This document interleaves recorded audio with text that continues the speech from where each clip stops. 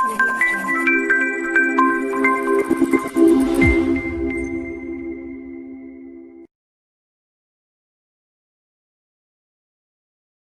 हो फ्रेंड्स, मैं हूं हार्दिक पटेल, आपका आविष्कार के मैं स्वागत करता हूं। चलो शुरू करते हैं आज का लेक्चर। तो अभी कुछ ही चैप्टर लेक्चर्स हमारे बाकी रह गए हैं पीरियोडिक फंक्शन में। आज का दिन और कल का दिन हम पीरियोडिक फंक्शन को कंप्लीट कर लेंगे। पीरियोडिक फंक्शन में हमने देखा कि एक फंक्शन जब दिया होता है, क्या दिया होता है, एक फंक्शन दिया होता है, तब हमें कैसे डील करना है हमें पता चल गया है कि अगर समेसन लगे फंक्शन के साथ कुछ चीज़ें ऐड होती है, फंक्शन के साथ कुछ मल्टीप्लिकेशन होता है तो पीरियड पे कुछ इफेक्ट नहीं होती है। बट फंक्शन के अंदर क्या रहा हुआ एक्स, उसके साथ अगर जो चीज़ें क्या होती है दिक्कत मतलब करती है, उसके साथ अगर मल्टीप्लिकेशन डिवीजन कर दूँ तो डायरेक्टली पीरियड को अफेक्ट करेगी। बट उसके साथ में अगर समेसन या फिर सब्ट्रैक्शन करता तो उसका इफेक्ट कोई भी तरीके से पीरियड के ऊपर नहीं होने वाला। तो ये चीज़ आपको ध्यान में रहनी चाहिए कि कब कैसे सॉल्व करना है। अब जो हम देखने वाले हैं वो कि पीरियोडिक फंक्शन मतलब एक से ज़्यादा पीरियोडिक फंक्शन क्या आ जाए हमारे पास आ जाए, एक ही फंक्शन मतलब एक ही एफ ऑफ एक्स और जी ऑफ एक्स जो दोनों क्या है पीरियड रखते हैं, वैसे दो फंक्शन हमारे साथ आ जाए तो उस केस में हम पीरियड कैसे निकालेंगे। बहुत सिंपल है, ज़्यादा दिमाग नहीं लगाना है, हम पुरानी चीज़ों में जाएंगे, लसा मतलब एलसीएम ढूंढने में खो जाएंगे। देखते हैं कैसे करते हैं। तो इसमें टॉपिक का नाम दे दूँ, if more than two periodic function are involve, periodic function are involve है ना। मतलब पीरियोडिक फंक्शन ही हो ऐसा ज़रूरी नहीं है, मोर देन कुछ नॉर्मल फंक्शन भी हो सकता है, बट पीरियड फंक्शन दो हैं तो भी हम बात करेंगे। तो पहला केस तो ये है कि अगर आपके पास दो आ जाते हैं, सिंपल सी चीज़ तो ये है कि अगर आपके पास एफ ऑफ एक्स है जिसका पीरियड क्या है t1 है, जी ऑफ एक्स है जो दूसरा फंक्शन होगा आपका वहाँ पर उसका पीरियड क्या है तो कि t2 है। इस केस में अगर आप इसका क्या करते हो समेसन या सब्ट्रैक्शन, क्या करते हो समेसन और सब्ट्रैक्शन, ये दोनों केस में आपका आंसर क्या देता है आपको, इसका आंसर क्या देता है तो इसका आंसर आपका आएगा LCM of T1 and T2। क्या आएगा LCM of T1 and T2।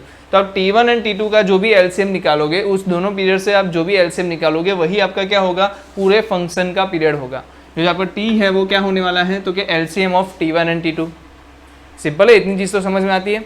चलो अभी आगे बताऊँ मैं, अगर दूसरी चीज़ बता दूँ कि f of and g of x, f of x and g of x क्या है मेरे कॉम्प्लीमेंट्री फंक्शन है। कॉम्प्लीमेंट्री फंक्शन क्या होते हैं आप सबको पता है, साइन कॉस क्या है complementary function, complementary function with even power, with क्या है इवन पावर। तो उस वाले केस में जैसे कि एफ ऑफ एक्स प्लस और माइनस जी ऑफ एक्स होगा, तो उस वाले केस में भी क्या होगा इधर इवन पावर, क्या है इवन पावर है, तो उस वाले केस में भी क्या होगा इधर नहीं आएगा ना यहाँ पर आएगा। हाँ इस वाले केस में भी क्या होगा आपका आंसर जो आएगा वो क्या आएगा LCM of T1 and T2। तो ये चीज़ हमेशा ध्यान रखना कि इस केस में भी आपका आंसर क्या आने वाला है एलसीएम ऑफ T1 T2 ही आएगा। कौन सी वाली चीज़ हो गई ये कॉम्प्लीमेंट्री फंक्शन, मतलब कौन से function sine cos tan cot cosec sec और उसकी कौन सी पावर तो कि इवन पावर। तो उस वाले केस में आपका क्या होने वाला है answer LCM of T1 and T2। अगर मेरे पास दो जो फंक्शन दिए हैं f of x and g of x, f of x and g of x दो फंक्शन दिए हैं, उसका मैं क्या करता हूँ मल्टीप्लिकेशन करता हूँ, मैं उसका डिवीज़न करता हूँ या तो मैं उसका क्या करता हूँ समेशन सब्ट्रैक्शन करता हूँ। तो इस केस में मे बी पीरियोडिक, मतलब फंक्शन क्या होगा मे बी पीरियोडिक हो सकता है, मतलब नहीं भी हो सकता। ज़रूरी नहीं है कि एफ इंटू जी अगर आप करते हो, एफ इंटू जी अगर आप करते हो तो पीरियोडिक हो मतलब होना ही चाहिए, ऐसा ज़रूरी नहीं है, ना भी हो। एफ बाई जी करोगे तो हो सकता है कि पीरियडिक ना भी हो भी सकता है कि हो भी। तो इस केस में क्या होगा कि हम बोल नहीं सकते, हमें तो क्या करना है उसको सॉल्व करना है, डिस्क्रिप्ट नीचे लास्ट तक जाना है और बताना है कि पीरियडिक है कि नहीं है। तो इसमें लिख दो f of x and g of x periodic है, ये दोनों क्या है पीरियडिक है, ये दोनों पीरियडिक है। बट इसका समेसन मल्टीप्लिकेशन और डिवीज़न दोनों जो भी चीज़ें हैं ये सब पीरियडिक होगी कि नहीं होगी वो तो चेक करने के बाद ही पता चलेगा। ठीक है, तो पहले तो बेसिक सी चीज़ लिख दो, फिर हम तुरंत से एग्जाम्पल लेते हैं और इसको सॉल्व करने की कोशिश करते हैं कि भाई एलसीएम क्या होता है, कैसे निकालते हैं। नॉर्मल एलसीएम तो आपको निकालना आता ही है, इंटीजर्स का एलसीएम निकालना आपको आता ही है, बट नॉन इंटीजर वैल्यूज़ हैं मतलब कि रेशनल नंबर्स है तो उस टाइम पे इरेशनल नंबर है उस टाइम पे कैसे आप निकालोगे। तो जल्दी से आप क्या करो, जल्दी से क्या करो इसको सॉल्व कर लो, मतलब इसको लिख लो, फिर मैं आपको आगे क्वेश्चंस देता हूँ। चलो वीडियो को पोस्ट करके लिख लो जल्दी से। चलो हो गया, आगे बढ़े। चलो क्वेश्चंस ले लेते हैं कुछ।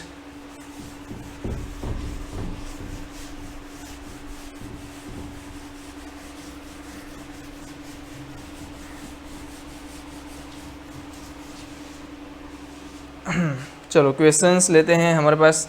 इससे पहले एक चौथी बात भी है, वो भी देख लो। अगर मुझे एलसीएम मांगा है किसका, रेशनल का, a/b, c/d, e/f का, तो उसका एलसीएम क्या होगा, तो उसका एलसीएम होगा एलसीएम ऑफ ऊपर वाली चीज़ें, ऊपर क्या आएगा, ऊपर वाली चीज़ें जैसे कि a, c और e, तो आपको क्या निकालना है, ऊपर एलसीएम ऑफ ac और नीचे क्या निकालना है, HCF ऑफ BDF। और सर HCF क्या होता है, तो आप सबको पता है HCF होता है मतलब इन तीनों में से कॉमन चीज़ें कितनी है वो निकाल के देना। HCF क्या बोलता है, इन तीनों में से जो कॉमन है वो निकाल के देना। और LCM क्या है वो आप अच्छे तरीके से जानते हो, ठीक है। तो ये क्या होगा, जब भी आपको LCM पूछ ले किसका, रेशनल नंबर्स का, P/Q वाले फॉर्म का, उस फॉर्म पे आपको क्या करना है, ऊपर वाली चीज़ों का LCM ले लेना है, नीचे वाली चीज़ों का क्या करना है, HCF ले लेना है, आपका LCM बन जाएगा। चलो जल्दी से हम क्वेश्चन ले लेते हैं। एक क्वेश्चन मैं ले रहा हूँ, sin x plus cos 3x plus tan 5x, ठीक है। इसका आपको क्या निकालना है, t निकालना है। तो कैसे निकलेगा जल्दी से बताओ। इसका आपको क्या निकालना है, t निकालना है। चलो इसमें एक काम करो, 4x ले लो, तो t निकाल के देना है। कैसे निकलेगा, सिंपल सी बात है। इसका t क्या आएगा, t1 क्या आएगा बताओ, t1 इसका t, बोलो जल्दी, इसका पीरियड क्या आएगा, 2 पाई, ओके। t2 क्या आएगा, इसका भी 2 पाई/3, क्योंकि x के साथ क्या मल्टीप्लाई है, 3 मल्टीप्लाई है, तो वो क्या जाएगा, डिवीजन में जाएगा।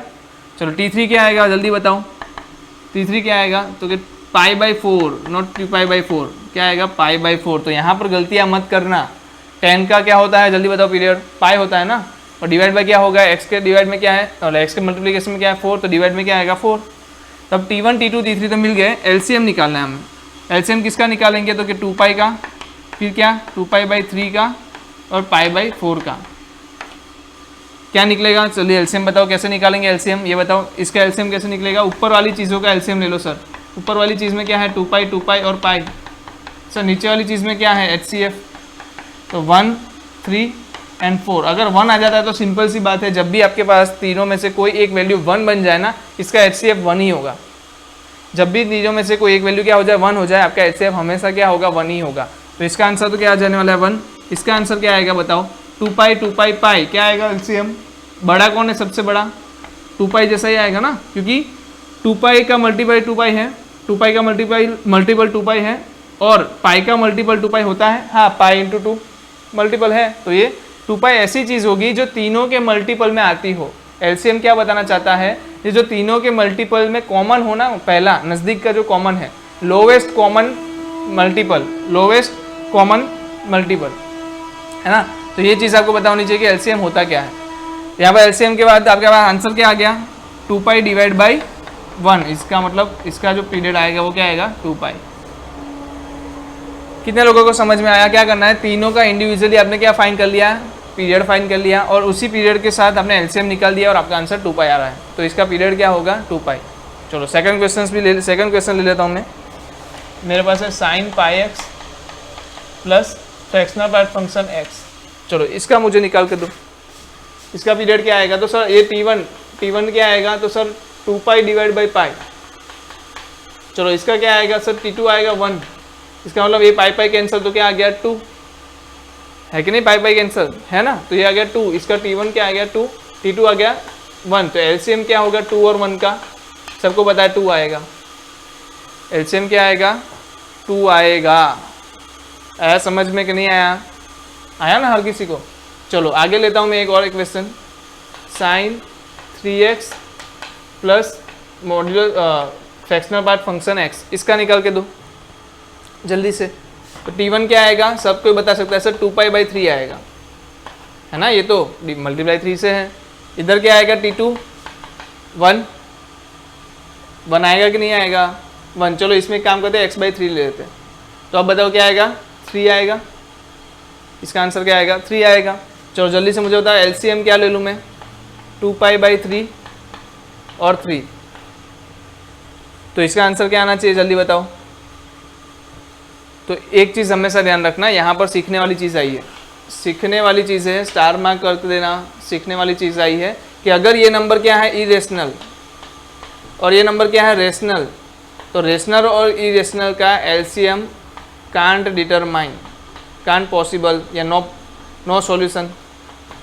और आपको पता है जो अगर पॉसिबल नहीं है इसका मतलब कि इसका क्या नहीं फाइंड कर सकता, पीरियड फाइंड नहीं कर सकता। इसका मतलब कि ये क्या हो गया, इसका मतलब ये क्या हो गया, इसका पीरियड नहीं मिल रहा है, तो मैं क्या बोल सकता हूँ, ये पीरियोडिक फंक्शन नहीं है।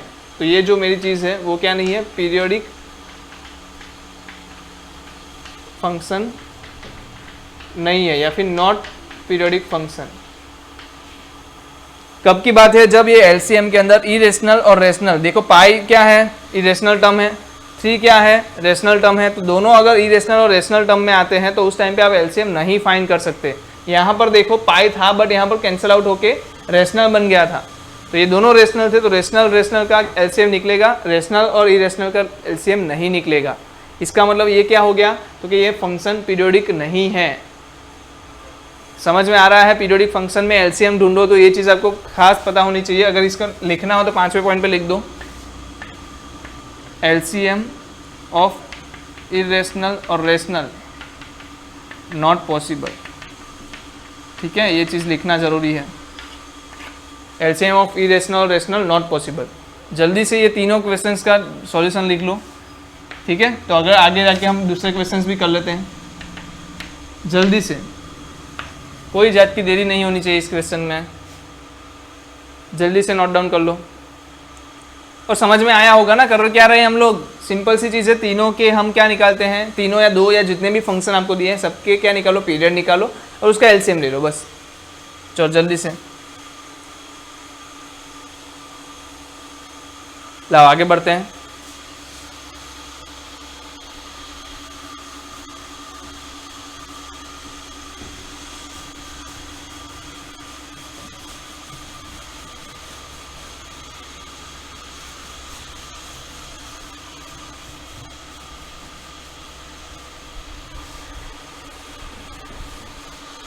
चलो मेरे पास क्वेश्चन है अभी,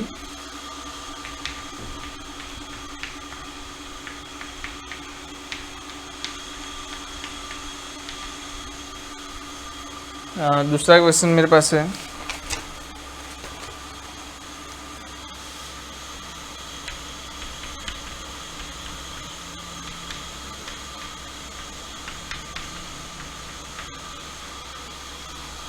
चलो बताओ क्या आएगा, दोनों में आंसर बताओ।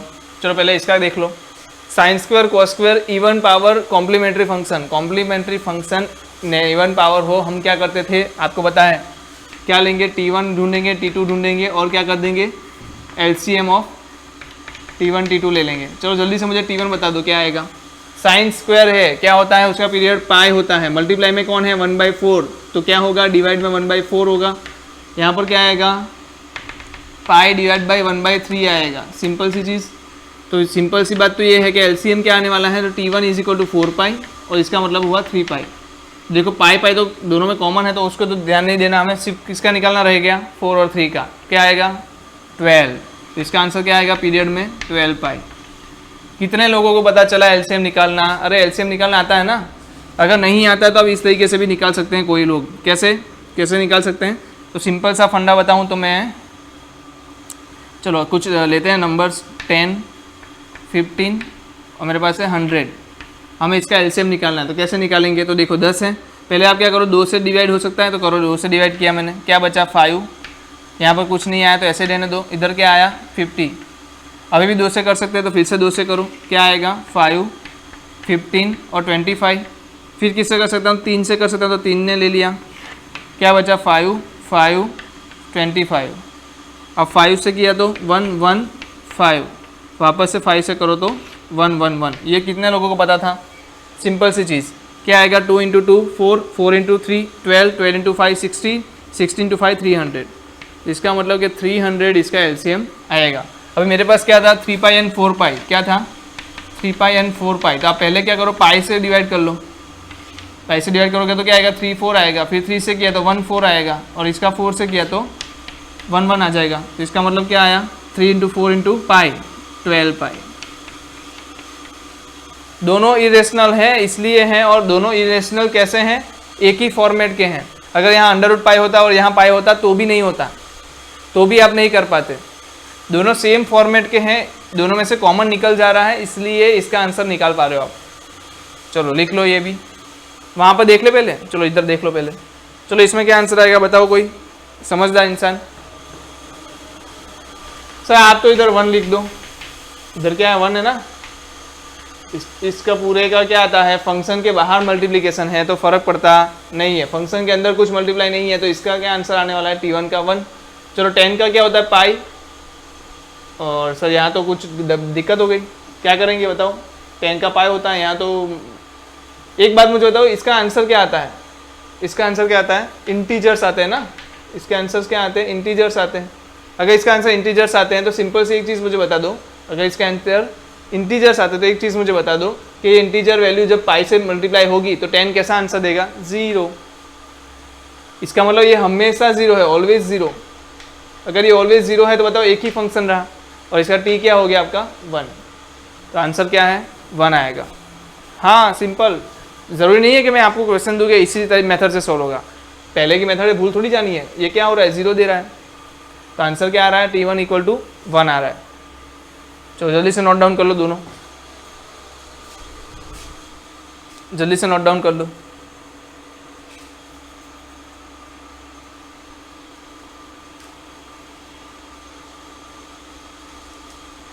चलो बढ़े आगे।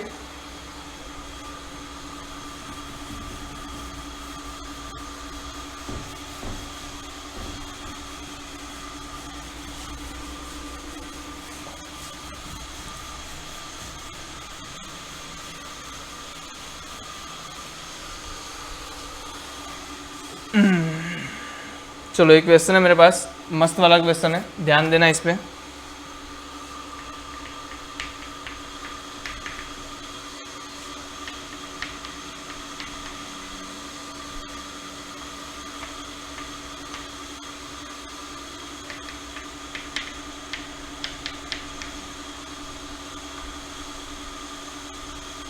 चलो ये तो देखना नहीं था, ठीक है।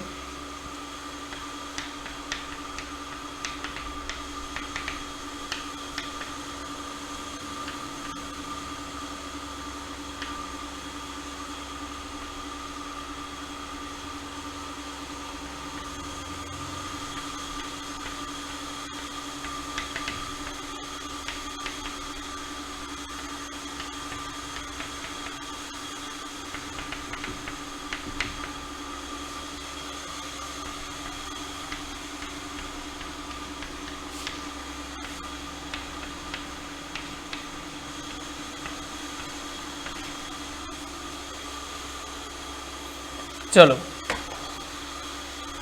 क्वेश्चन क्या दिया है, एक फंक्शन दिया आपको और ऑप्शन में दिया है पीरियोडिक है, इवन है, ऑड है, रेंज इसकी सिंगलटन है, या फिर आइडेंटिकल टू ये फंक्शन है।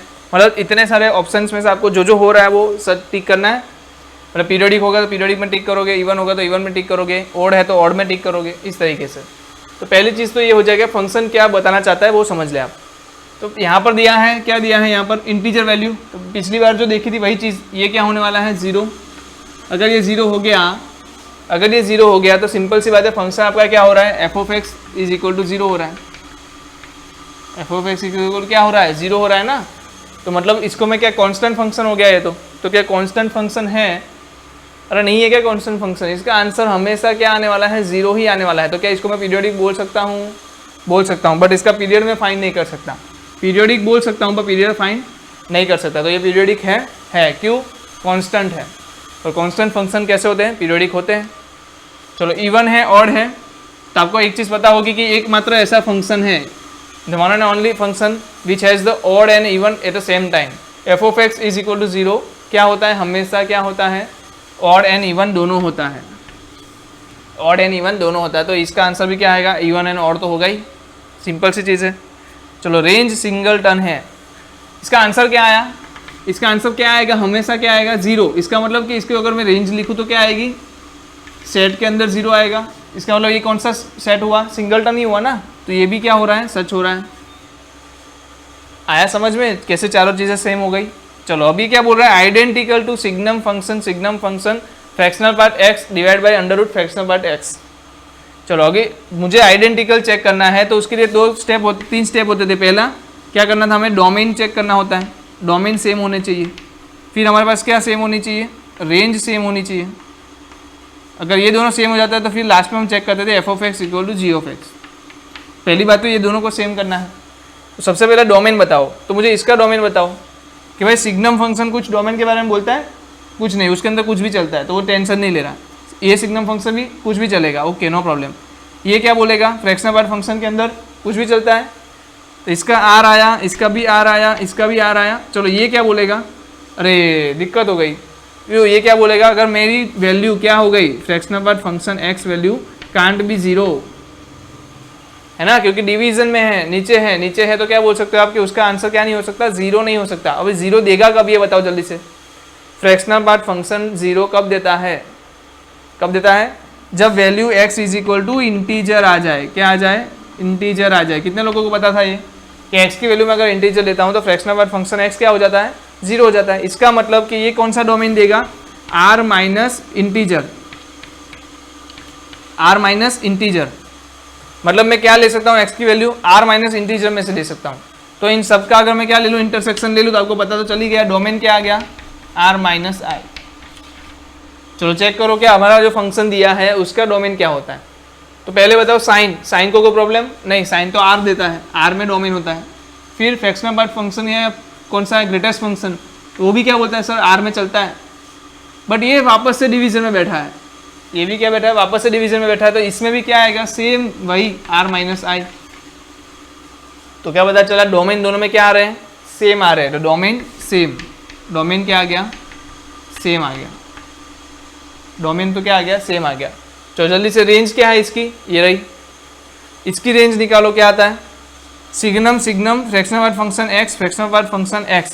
एक चीज़ हो गई कि फ्रैक्शनल पार्ट फंक्शन जीरो नहीं हो सकता, है ना, यहाँ पर लिख दिया ना हमने, कभी जीरो नहीं होगा। अगर फ्रैक्शनल पार्ट फंक्शन जीरो नहीं होगा तो क्या होगा, पॉजिटिव होगा। फ्रैक्शनल पार्ट फंक्शन x कहाँ पर बिलोंग करता है, जीरो से लेकर 1 के बीच में बिलोंग करता है। इसका मतलब अगर वो जीरो नहीं है तो कहाँ होगा, इस तरीके से होगा। इसका मतलब ये क्या है, ये पॉजिटिव वैल्यूज है। तो अगर ये पॉजिटिव है, नीचे वाला तो क्या है, अंडर रूट ऑलवेज पॉजिटिव होता है, ऑलवेज पॉजिटिव होता है, अंडर रूट क्या होता है, ऑलवेज पॉजिटिव होता है। ये भी पॉजिटिव दे रहा है, मतलब दोनों का आंसर क्या आ रहा है, पॉजिटिव। अगर ये पॉजिटिव है तो सिग्नम फंक्शन क्या देगा, वो भी +1 देगा। क्या देगा, +1 आएगा। और +1 रखते ही जैसे दूसरा सिग्नम लगेगा वो भी क्या देगा है। इसका आंसर क्या आ रहा है आपका, +1, मतलब कि रेंज क्या आएगी, +1। क्या रेंज दोनों की सेम है, रेंज दोनों की सेम है, तो क्या नहीं, यहाँ पर 0 है, यहाँ पर 1 है, रेंज सेम नहीं है, तो मैं आइडेंटिकल नहीं बोल सकता, मतलब ये नहीं हो सकता। ई वाला जो ऑप्शन है वो पॉसिबल नहीं हो सकता। क्यों, क्योंकि रेंज बदल रही है। यहाँ पर रेंज क्या है 1, यहाँ पर रेंज क्या है 0। तो ध्यान रखिएगा ऐसी चीज़ों में गलती ना हो। चीज़ें पूरी पुरानी चीज़ें भी इसमें आ गई हैं, तो आपको मज़ा आया होगा, याद रिकॉल किया होगा चीज़ों को। तो जल्दी से इसको नोट डाउन कर लो, तो आगे देख लेते हैं। चलो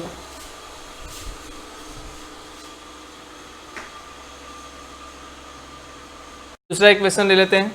दूसरा जो क्वेश्चन है मेरे पास है, greatest integer function x plus half, greatest integer function x minus half plus greatest integer function minus x। क्या दिया है, ओके आगे 2 से मल्टीप्लाई भी है, 2 से मल्टीप्लाई है। तो इसका मुझे क्या बनाना है, पीरियड बताना है। इसका मुझे क्या बताना है, पीरियड बताना है। तो सबसे पहली चीज़ क्या कर सकते हो, आपको ग्रेटेस्ट इंटीजर फंक्शन का पीरियड पता है, नहीं पता है, बट आपको एक चीज़ पता है ना कि उसको आप किस में कन्वर्ट कर सकते हो, एक पीरियोडिक फंक्शन है इसमें आप कन्वर्ट कर सकते हो। क्योंकि यहाँ तो क्या है 2-3 फंक्शन एक साथ है, अभी सिर्फ अकेला ग्रेटेस्ट इंटीजर फंक्शन होता तो आप क्या बोलते, पीरियोडिक नहीं है। बट यहाँ पर तो ग्रेटेस्ट इंटीजर फंक्शन का क्या है, कॉम्बिनेशन है, अलग अलग जगह पे दिए हैं। तो आपको क्या करना पड़ेगा, इसको एक ट्राई कर सकते हैं, हम पीरियोडिक फंक्शन में कन्वर्ट कर सकते हैं। कैसे करेंगे, तो अगर जैसे मैं बोलता हूँ फ्रैक्शनल पार्ट फंक्शन को क्या बोलता हूँ, x minus greatest integer function x, वैसे ही मैं क्या बोल सकता हूँ, greatest integer function x is equal to x minus fractional x। देख लो आप, बोल सकता हूँ ना ऐसे। तो हम क्या करेंगे, ग्रेटेस्ट इंटीजर फंक्शन को कैसे में लिखेंगे, फ्रैक्शनल पार्ट फंक्शन में लिखेंगे। तो देखो कैसे लिखेंगे, तो मेरे पास x+1 की जगह पे क्या है, x+1 normal minus fractional part function में x+ हाफ, 1 का हाफ। चलो फिर क्या है, यहाँ पर प्लस में है, क्या आएगा x माइनस हाफ, फिर माइनस में क्या आएगा, तो x माइनस हाफ आएगा। चलो यहाँ से क्या आएगा, तो कोई भी बोल सकता है 2 ब्रैकेट में -x plus fractional part function -x। चलो कितने लोगों को ये समझ में आ गया, कहाँ से आया, तो यहाँ से आया। सिंपल सी चीज़ है, एकदम बेसिक चीज़ें लगाई हमने।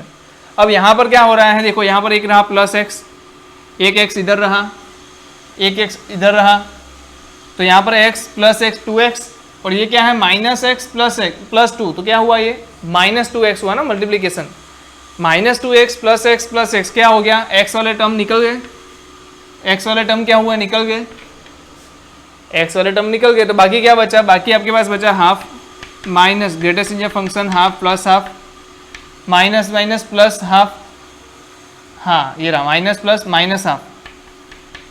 चलो और क्या बचा हमारे पास, minus greatest integer function sorry fractional part function x minus half, यहाँ से क्या बचा तो वे plus 2 fractional part function minus x.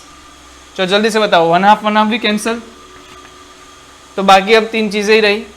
एक बात बता दो कि फ्रैक्शनल पार्ट फंक्शन x में x के साथ कुछ मल्टीपल है नहीं है, इसका मतलब इसका पीरियड क्या होगा, t is equal to T1 equal to 1, इधर क्या होगा सेम T2 इक्वल टू 1, और यहाँ पर क्या होगा T3 1 डिवाइड बाई -1 का मोड क्या होगा 1 डिवाइड बाई -1 मल्टीपल में है ना। देखो 2 नहीं लेना, 2 तो क्या है फंक्शन के बाहर मल्टीपल है, हमें x से मल्टीपल हो वो निकालना है, तो x से मल्टीपल क्या है,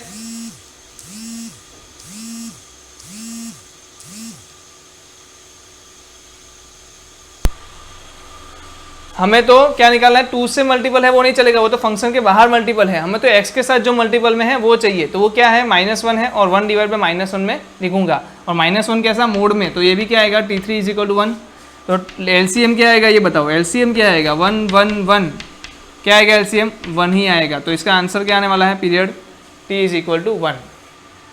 समझ में आया, है आसान, कर सकते हैं, जल्दी से नोट डाउन करिए, जल्दी से नोट डाउन करिए, मैं अगली मेथड पे जा रहा हूँ, जल्दी से नोट डाउन करिए।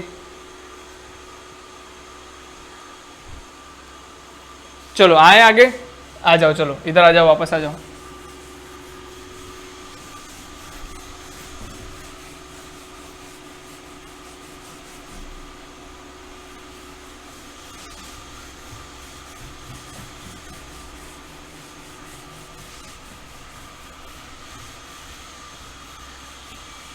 चलो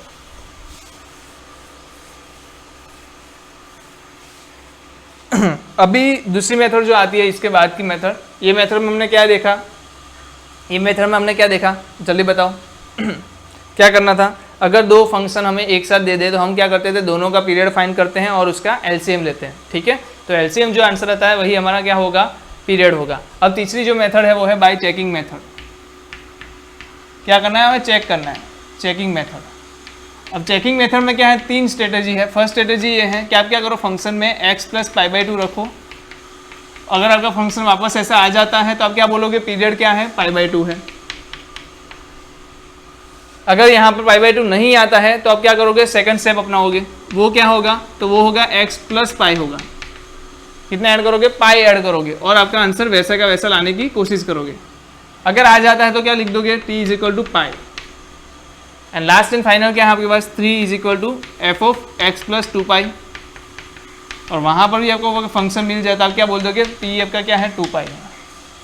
ये 3 तरीके हैं। पहला आप क्या करोगे, x प्लस पाई/2 रख के चेक करोगे आंसर आ रहा है कि नहीं, वो चेक करोगे, मतलब कि जो फंक्शन हमारे पास था सेम फंक्शन वापस से आ जाए तो हम क्या बोलेंगे, पीरियड है। x प्लस पाई रख के चेक करेंगे और x प्लस 2 पाई रख के, अगर पहले में आ जाता है तो आगे जाने की जरूरत नहीं है, इसमें नहीं आया तो इसमें जाओ, इसमें नहीं आया तो इसमें जाओ, अगर इसमें भी नहीं आया तो कुछ नहीं कह सकते, है ना। तो ये मेथड भी काम नहीं करेगी, बट वैसे 2 पाई पे तो आ ही जाएगा, अगर ऐसा क्वेश्चन होगा तो 2 पाई पे आ ही जाएगा। मैं आपको एक एग्जांपल ले लेता हूँ यहाँ पर।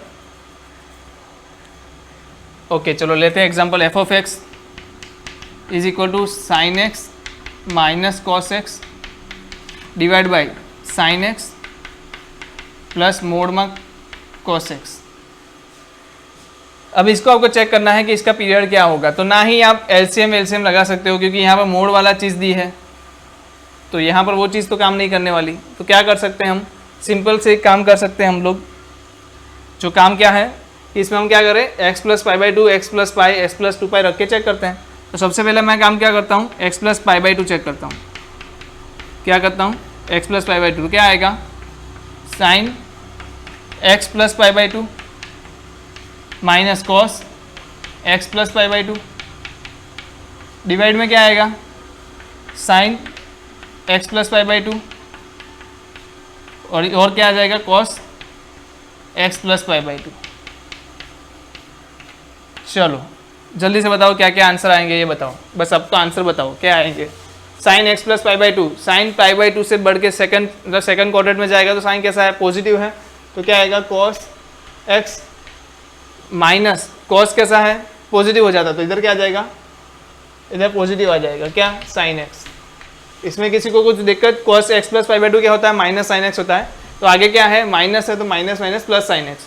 नीचे क्या होगा, तो नीचे जो भी आएगा माइनस प्लस की दिक्कत नहीं है क्योंकि बाहर मोड है, देखो यहाँ दोनों साइड क्या है मोड है ना, तो साइन का सिर्फ कॉस होता है, वही हमें ध्यान रखना है। तो नीचे क्या आ रहा है कॉस, वैसे आप नीचे चेक नहीं करोगे तो भी चलेगा, क्यों, क्योंकि आपको पता चल गया ऊपर वाली चीज़ ही नहीं आई ना, क्या ऊपर वाली चीज़ सेम बन रही है, नॉट सेम। इसका मतलब क्या है कि t not equal to pi by two, pi by two नहीं हो सकता। अगर t पाई बाई टू होता, सिंपल सी चीज़ है, तो ऐसी कोई चीज़ दिखनी चाहिए थी ना ऊपर, तो क्या आ रहा है, दोनों सम में आ गए, प्लस में आ गए, तो ये तो कभी बन नहीं सकता। तो अब नीचे नहीं चेक करोगे तो भी चलेगा, क्या बोल दो डायरेक्ट के पाई बाई टू नहीं हो सकता। दूसरा ऑप्शन क्या आ गया, आप क्या कर लो, पाई ले लो। दूसरा ऑप्शन क्या है हमारे पास, पाई ले लेते हैं। चलो पाई लेते हैं तो क्या होगा जल्दी बताओ, sign x plus pi minus cos x plus पाई, बाहर मोड, डिवाइड में क्या है साइन और कॉस वापस से, sign x plus pi plus bracket mode में कॉस एक्स प्लस पाई, है कि नहीं। चलो अब क्या कर सकते हैं, तो जल्दी बताओ। अब x प्लस पाई क्या होता है, x plus pi plus x क्या होता है, थर्ड क्वाड्रेंट में साइन कैसा, नेगेटिव, तो क्या आएगा माइनस साइन एक्स, और यहाँ पर क्या आएगा प्लस कॉस एक्स, क्या आएगा प्लस कॉस एक्स। नीचे क्या आने वाला है साइन प्लस, नीचे तो साइन की चिंता है ही नहीं ना क्योंकि मोड में है, तो ये तो माइनस साइन आएगा तो भी क्या लिखेंगे हम, साइन एक्स ही लिखेंगे। तो इधर क्या आ रहा है साइन एक्स प्लस इधर भी क्या आएगा कॉस एक्स। तो आप मुझे बताओ अगर मोड में मेरे पास ऐसे है a माइनस बी, तो क्या मैं उसको b माइनस ए लिख सकता हूँ। अगर मेरे पास मोड में है a माइनस बी तो क्या मैं उसको b माइनस ए लिख सकता हूँ। सर लिख सकते हैं, कैसे लिख सकते हैं, क्योंकि a माइनस बी अगर आपका आंसर 2 आता है, चलो मैं सपोज करूँ इसका आंसर मेरे पास 2 आ रहा है, तो b माइनस ए क्या आएगा -2, पर दोनों का मोड क्या आएगा सेम। समझ रहे हो, नहीं समझे। अगर a माइनस बी मेरा आंसर आता है 2, b माइनस ए मेरा क्या आएगा उससे उल्टा -2। अब दोनों का मोड जब निकालोगे क्या निकलेगा, 2 ही निकलेगा, मतलब दोनों का सेम ही आएगा। तो इसका मतलब कि a माइनस बी और b माइनस ए क्या होते हैं, सेम होते हैं। तो यहाँ पर मैं minus sign x plus cos x की जगह पर क्या लिख सकता हूँ, साइन एक्स को प्लस कर सकता हूँ और कॉस एक्स को माइनस कर दूँ, क्योंकि मोड के अंदर है, तो मोड के अंदर मैं वो चीज़ कर सकता हूँ, इसलिए मेरे पास आंसर क्या आ रहा है, ये वाला। और यही क्या है आपका फंक्शन एफ ऑफ एक्स। तो f of x plus pi is equal to क्या आ गया आपका, एफ ऑफ एक्स आ गया। इसका सीधा मतलब क्या है, आपका जो टी है वो क्या होगा, पाई।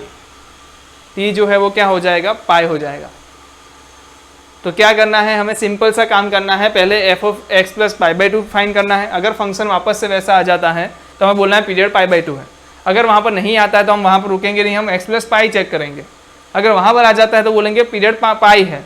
वहाँ पर भी नहीं आते तो हम नहीं रुकेंगे, हम 2 पाई पे जाएंगे और 2 पाई के लिए चेक करेंगे। और वहाँ पर भी नहीं आया तो फिर हम कुछ और सोचेंगे, पर मेरे ख्याल से यहाँ तो हो ही जाएगा, क्योंकि आप देखो यहाँ पर sine pi by x plus 2 पाई रखोगे, वापस साइन एक्स आएगा, कॉस एक्स आएगा, साइन एक्स आएगा, कॉस एक्स आएगा, क्योंकि मैक्सिमम पीरियड ही हमारे पास वो है ना 2 पाई, इसलिए। तो बस सिंपल सी चीज़ें इतना कर लो, जल्दी से नोट डाउन कर लो, और हम बाकी की चीज़ें हम नेक्स्ट लेक्चर में सॉल्व करेंगे। एक ही मेथड बाकी है, और दूसरा एक बाइनरी करके एक आता है, बाइनरी फंक्शन करके एक चीज़ है जो आपके बोर्ड में आती है, ज़्यादातर बोर्ड में ही आती है, GW में इतनी ज़्यादा आती नहीं है, पॉपुलर नहीं है, तो उसको भी मैं डिस्कस करा लूँगा। जो आपका लास्ट एक्सरसाइज बाकी होगा, आप भी सोच रहे होंगे कि सर मेरी रिलेशन बाकी है, रिलेशन के टॉपिक बाकी है, जो फर्स्ट एक्सरसाइज थी वो आपकी कंप्लीट नहीं हुई है, और लास्ट एक्सरसाइज जो बाइनरी फंक्शन है वो भी आपकी कंप्लीट नहीं हुई है। तो कल मैं रिलेशन चला लूँगा पहले, ऐसा हो तो, और उसके बाद हम बाइनरी भी देख लेंगे, है ना। तो कल हमारे पास एक टॉपिक इसमें से बचेगा, वो हम कंप्लीट करेंगे, उसके साथ साथ रिलेशन भी देख लेंगे, और रिलेशन के बाद हम क्या देख लेंगे, बाइनरी ऑपरेशन जो है हमारा वो, और इसी तरीके से हम अपना चैप्टर कंप्लीट करेंगे। और जैसे ही चैप्टर कंप्लीट होगा मैं एक चीज़ आपको बहुत सारी चीज़ें मटेरियल प्रोवाइड करने वाला हूँ तुरंत ही। जैसे ही चैप्टर कंप्लीट होगा तुरंत ही एक तो JEE के सारे क्वेश्चंस आपके सामने अवेलेबल हो जाएंगे, मॉड्यूल अवेलेबल हो जाएगा। फिर आप अगले लेक्चर में जब अगला चैप्टर चल रहा होगा ना, तब आपके पास ऑलरेडी इतने सारे न्यूमेरिकल होंगे जिसको आप फ्री टाइम में सॉल्व कर पाओगे, है ना। तो जल्दी से इसको नोट डाउन कर लो। तब तक के लिए अलविदा।